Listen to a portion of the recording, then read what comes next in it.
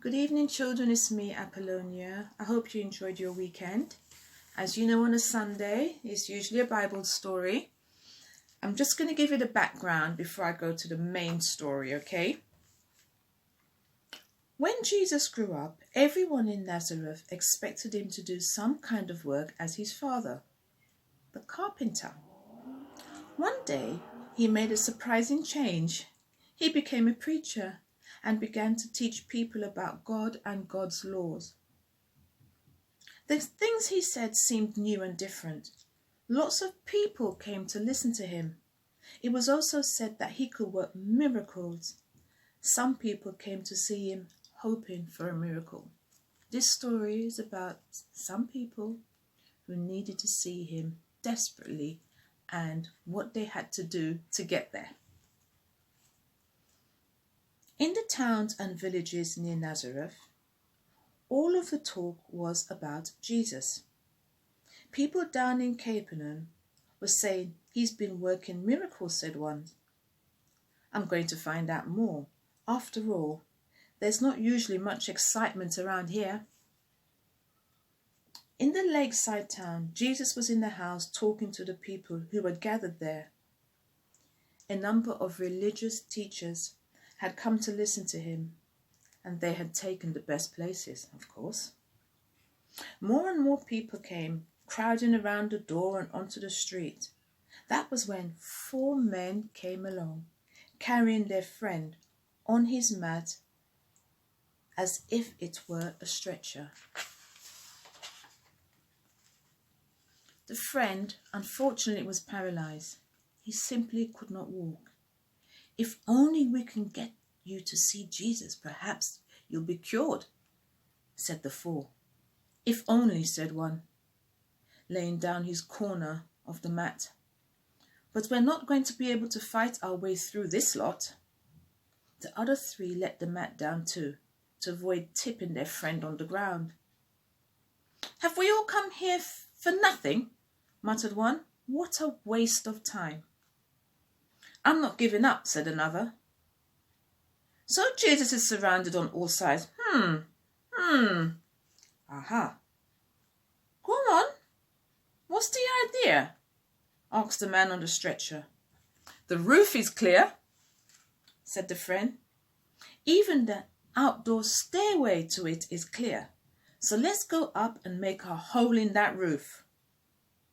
All we need then is rope so that we can let down the mat into the room. And we'll have Jesus' full attention." "Fun idea," exclaimed the other 3 friends. "Fun for who?" muttered the man on the mat. It looked as if the people who owned the house used the roof as a place to store things. There was a coil of rope and a basket of tools. However, they hadn't taken great care of the roof, and the surface was worn and crumbly. The men found it easy to pull away the tiles and the plaster and make a gap between the rafters. In the room below, people began to notice as flakes of plaster began to flutter down like snow. Someone said, "Do you think that ceiling's safe?" Some people started to ask questions. "I don't know." "Oh, look," said one. "There are people up there." One said, "They must be fixing the roof. It needed repairs." Typical of workmen to turn up on a busy day like this. Even so, everyone wondered as the hole got bigger and bigger.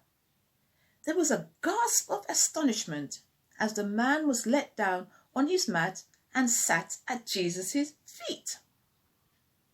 The people in the best places looked very put out. They'd given up their day to find out if this young preacher could be trusted. And now they seemed to be part of some village practical joke. What an intrusion. Well, that's what they thought. Jesus didn't seem to mind at all. In fact, if anything, he seemed impressed by the men's effort. They clearly believed that Jesus could help their friend.